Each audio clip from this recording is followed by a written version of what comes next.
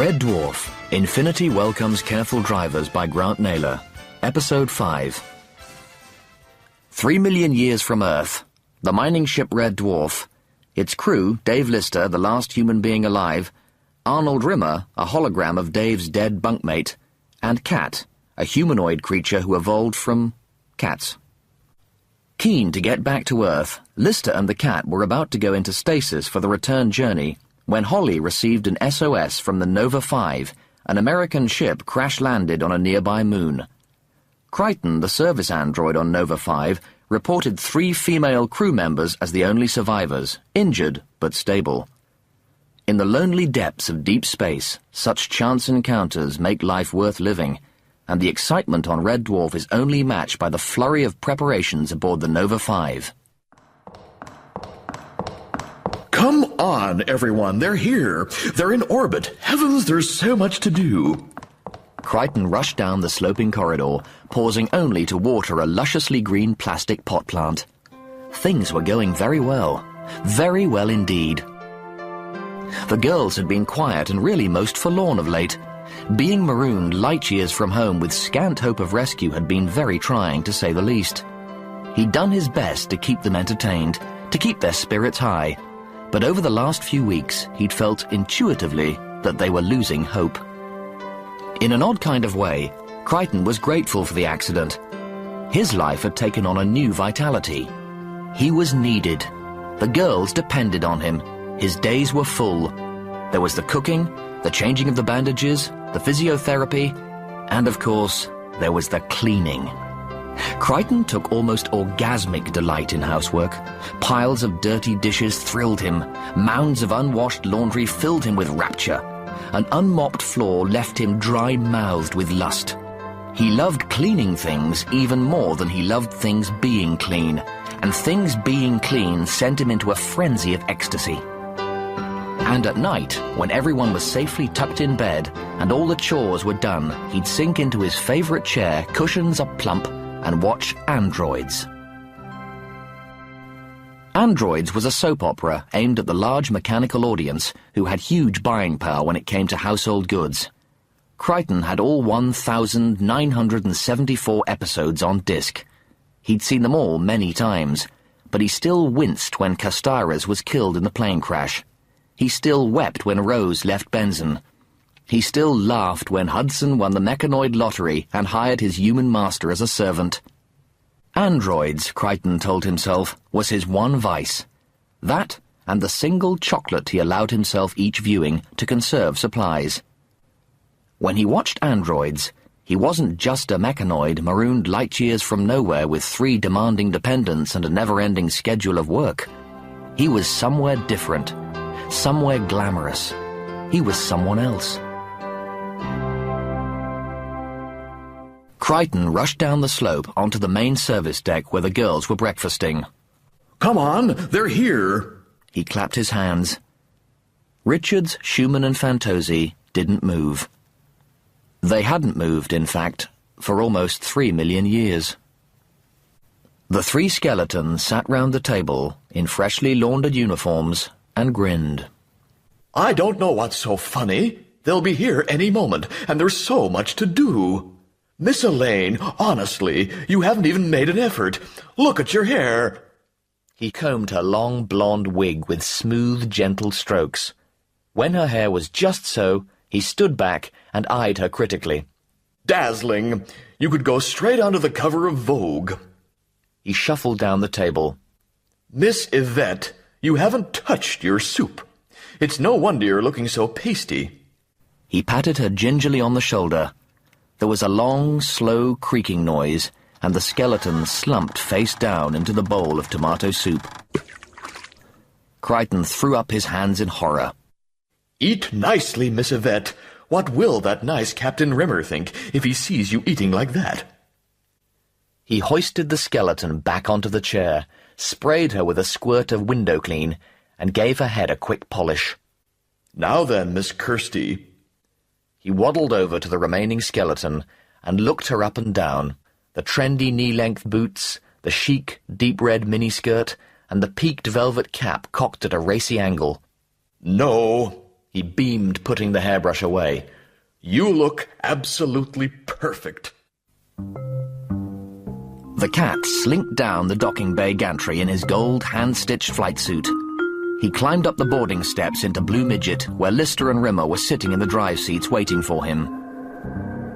Put your shades on, guys. You're looking at a nuclear explosion in Lurex. He gleamed a smile at them and fluttered his eyes. "You're looking good," said Lister, craning round. Looking good?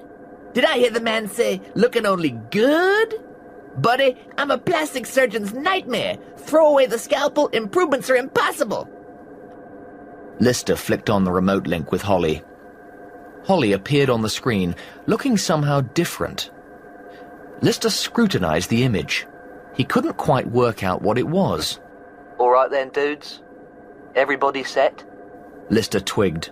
"Holly, why are you wearing a toupee?" Holly was upset. He spent some considerable time corrupting his digital image to give himself a more full head of hair. "So it's not undetectable then? It doesn't blend in naturally and seamlessly with my own natural hair?"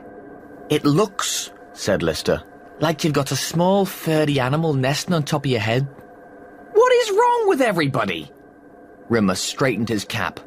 3 million years without a woman and you all go crazy. Blue Midget, the powerful haulage transporter, originally designed to carry ore and silicates to and from the ship, looked strangely graceful as it flickered between the red and blue lights of the twin sun system above the howling, icy green wasteland of the moon that had become Nova 5's graveyard. Lister peered through the furry dice dangling from the windscreen. "Nice place for a skiing holiday." The tracking monitor started delivering a series of rapid bleeps. "We've got it!" Rimmer cried. "Lap 27-4, long 17-7. Lister looked at him like he was speaking Portuguese. "Left a bit and round that glacier." "Oh, right." Lister landed appallingly in 47th gear. Blue Midget stalled, bounced and rocked, before settling to rest with an exhausted sigh. Lister pushed in the button marked C. The caterpillar tracks telescoped out of their housing, rotated down to the icy emerald surface, and hoisted the transporter 10 feet above the ground. Hey, said the cat, impressed. You really can't drive this thing. Actually, said Lister, I thought that was a cigarette lighter. The red-hot wiper blades melted green slush from the windscreen as Blue Midget rose and fell over a series of icy dunes. As they reached the peak of the next range, they saw in the hollow below the broken wreck, jutting out of the landscape like a child's discarded toy. Yahoo!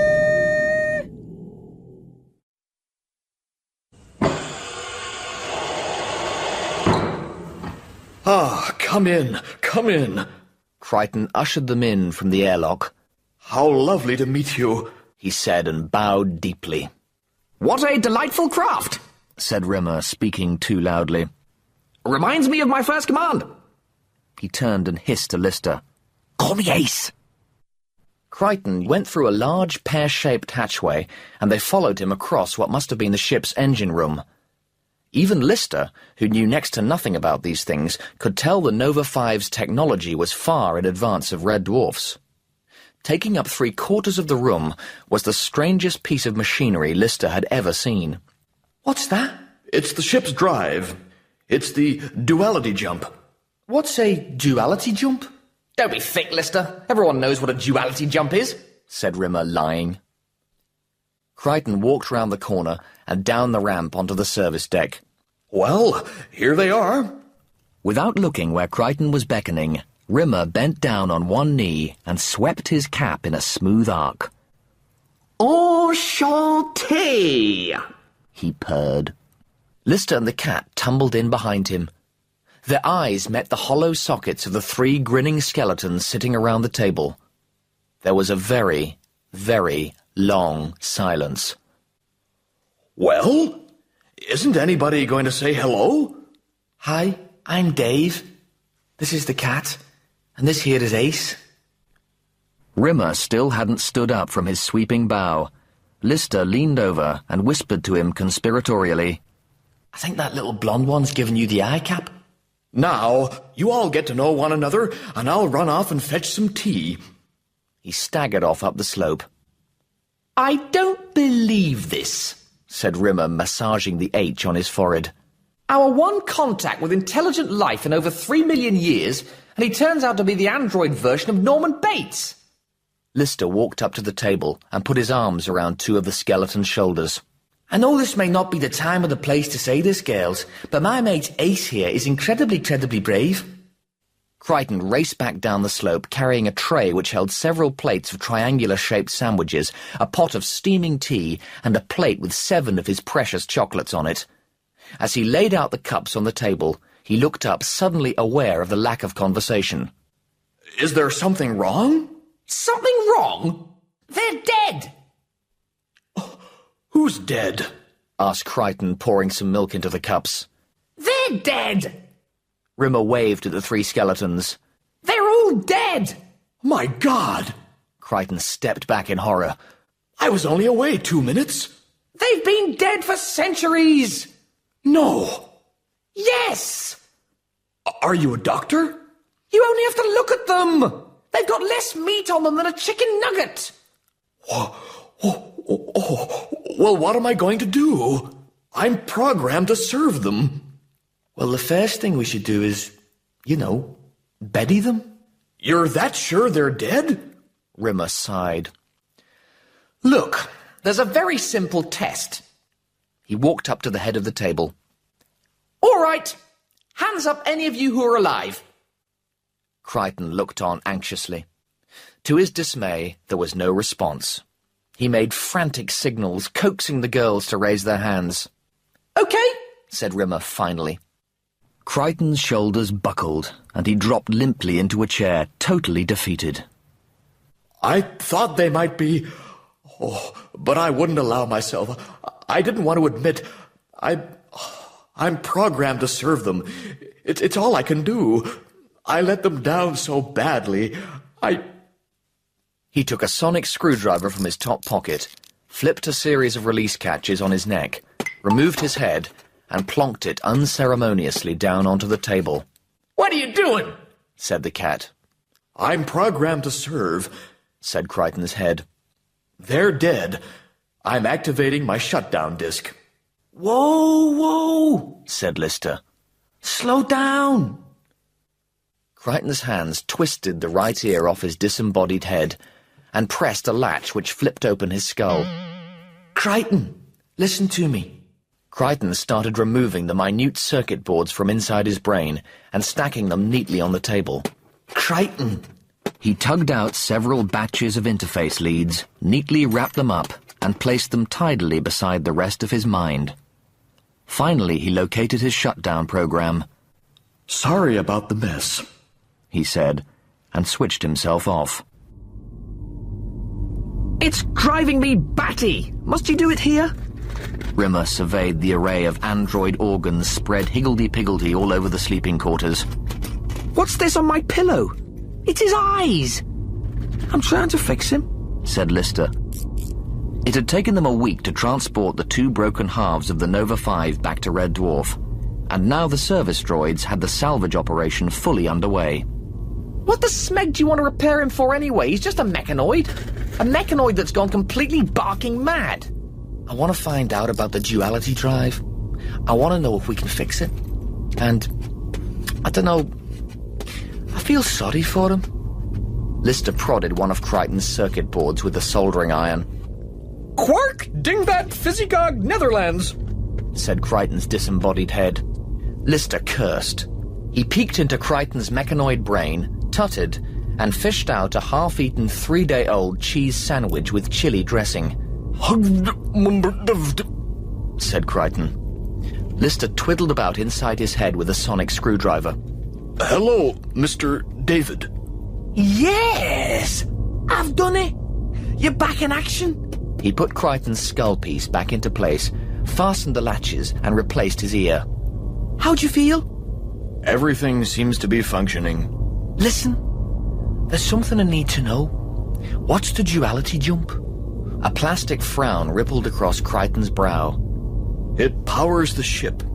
It's a quantum drive. It allows you to leap from one point in space to another. Why? How does it work? I'm just a mechanoid. I don't know these things. How does it work, Crichton? Bit by bit, Lister wheedled what he could out of Crichton and doggedly pieced together what he needed to know. When you made a duality jump, it seemed, you temporarily coexisted at 2 points in the universe. Then you chose one of these points to be in. In this way, you could leapfrog across the universe, not bound by the limits of space-time. So, how long would it take a duality jump to get back to Earth? 2, Crichton mused. Perhaps even 3 months. 3 months? But there's no fuel. It decayed centuries ago. What kind of fuel does it need? I don't know. I'm just a mechanoid. I just clean things. But you know, don't you? Only because I heard Miss Yvette talk about it once. But I'm not supposed to know. What is it? Uranium-233, whatever that is. Yes! Lister thumped the table. Nice one, Crichton. The lift doors split open and disgorged a tired but happy Lister onto the habitation deck corridor. He'd spent the last 2 days and a night down in the technical library, then another morning liaising with Holly in the geology lab. In the last 56 hours, he'd learnt many things. This was the way it went. Fissile uranium-233 could be synthesized from the non-fissile thorium isotope, thorium-232. And this was the best part. Thorium-232 wasn't even rare. It was abundant in the universe, and this was confirmed when his radiometric spectrographic survey turned up 7 likely moons in this solar system alone. On the nearer moon, less than 5 days' journey away, there was an 87% probability that the ore deposits he needed were lying close to the surface. No shafts, no pit props, no radon gas ventilation problems. Maybe he could do it. Red Dwarf was a mining ship. It had all the equipment, the earth-moving vehicles, the processing plants, the whole enchilada. Hey, cat, wake up. Lister rocked the locker. The cat opened one eye. This better be good. I was sleeping, and sleeping is my 3rd favorite thing. Come on, follow me. Where are we going? Mining. Lister's empty supper plate lay on the floor. He was watching Frank Capra's It's a Wonderful Life. The movie was as great as ever, and he would never get tired of watching it. But he couldn't concentrate on anything because he knew he was finally going back home. Earth. He could taste it. The 2 halves of Nova 5 had been welded together and the ship made spaceworthy. It was fueled and ready to go. The service droids were making the final checks and loading supplies. Tomorrow, they were leaving. Within weeks, Lister would be back on Earth. Earth, that septic orb, that dirty, polluted world he loved. He ached for the sting of the city street. He longed to look up at a winter sky and see again the huge artificial ozone plug which sat above the Earth like an absurd toupee. Earth. It was a pigsty. But it was his home, where he belonged, and where he was finally going.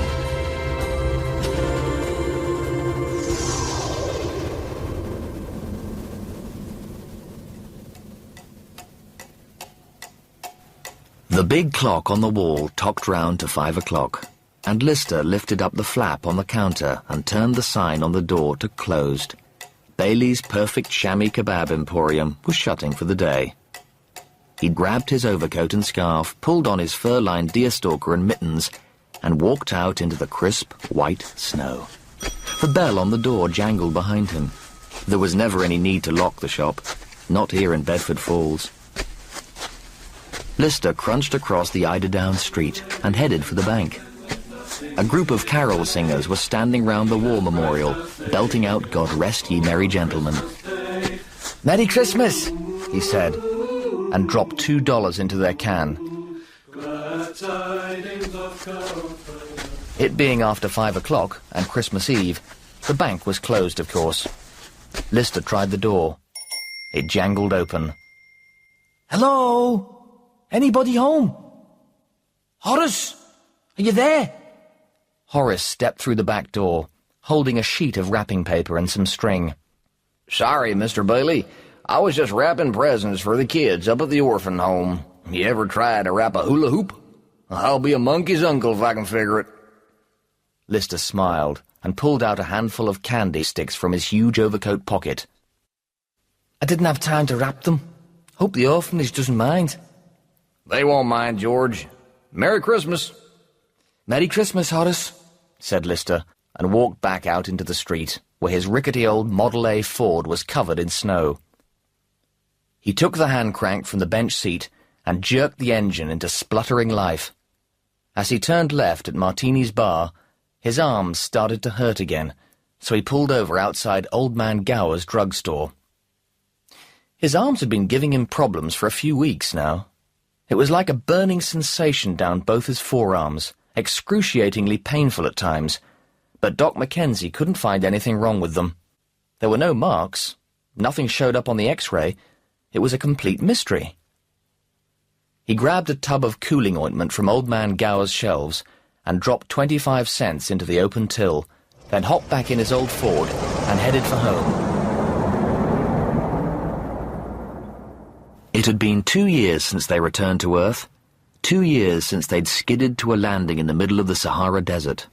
As they'd opened the airlock and stepped out into the baking heat, an army of jeeps and helicopters had descended on them. The world's press went crazy. The 3-million-year-old men. Space adventurers. Rimmer lapped it up. The cat adored it, but Lister just wanted to get away. He changed his name to George Bailey and opted for the peaceful anonymity of a backwater town in the American Midwest. He couldn't believe it when he discovered there actually was a town called Bedford Falls.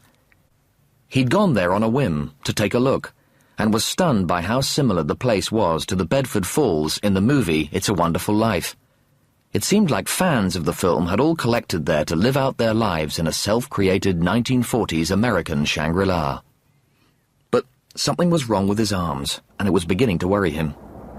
He turned the Ford into the tree-lined drive of his old house and honked his horn 3 times.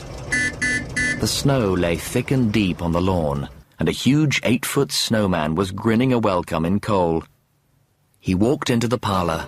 A log fire was burning merrily in the grate. Jim and Bexley were smashing Silent Night out of the complaining piano, while Chrissy was standing on a stepladder, putting tinsel on the Christmas tree. When the kids were in bed, they sat snoozily in the big leather armchair with the springs poking through the back, watching the fire splutter and splurt, and listening to Hoagie Carmichael on the wind-up phonograph. After Chrissy climbed the stairs to their drafty bedroom with a leaky roof, he took out the ointment. He didn't want her to know about his arms, and began to apply it to the sore areas. It came as something of a shock that, when he'd put the cream specifically on the areas that throbbed and hurt, it spelt out a word written in pain down his forearm. The word was dying.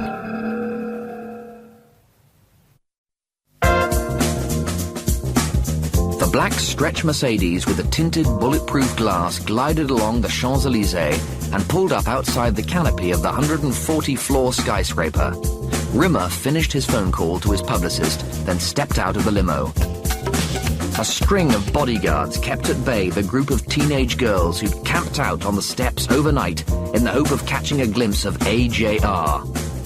He allowed them a thin smile as he walked under the canopy and up the marble steps into the Rimmer Building, Paris.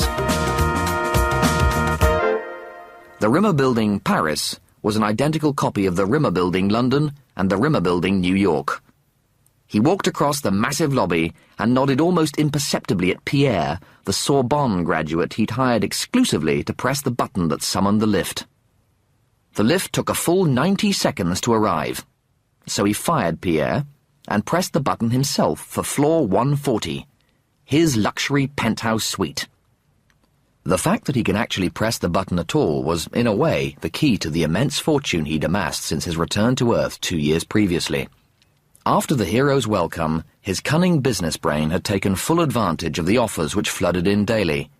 With the money he culled from advertising and the publication of his memoirs, he'd set up the Rimmer Research Centre, which had finally invented the solidogram, a solid body that housed his personality and intellect.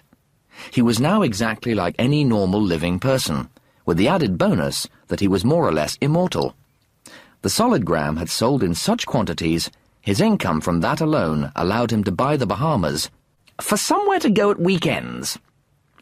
It amused him no end that he was now one of the 3 or 4 richest men in the world, while Lister was stuck in a dead-end burger bar in a dead-end town somewhere in the middle of nowhere. Rimmer was now well into the complicated negotiations to buy up the entire town, which he intended to turn into a huge maggot farm. Just for the hell of it. Red Dwarf, Infinity Welcomes Careful Drivers, was written by Grant Naylor and performed by Chris Barry. Additional music and effects were by Nick Graham. Technical presentation by John Etchells. Produced by Chris Wallace.